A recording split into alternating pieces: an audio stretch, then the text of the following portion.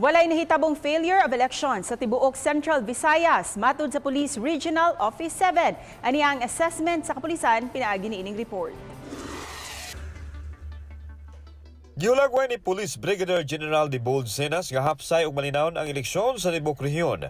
Kini ang naghatod sa karampusan sa electoral process taliwa pa man sa nasinati nga mga problema ilabi na sa mga kahimanan nga gigamit sa eleksyon. The May 13 elections in Central Visayas is generally peaceful, orderly, safe, and fair elections. And again, would like to emphasize no failure of election in Central Visayas. Bisan og taas ang tensyon sa politika sa San Fernando apan kondulado sa kapolisan ug kasundaluhan ang peace and order sa maong lungsod.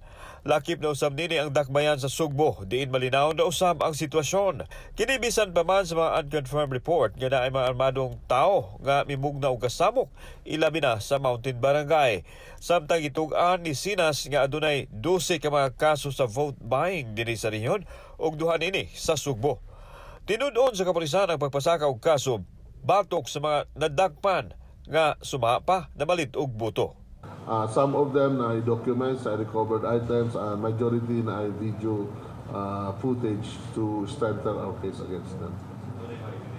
Yes, we have cash money, listahan, o kanang mga pinipirma-pirmahan nila. Kauban si John Solon, ako si Alan Domingo. Balitang, Bisdak.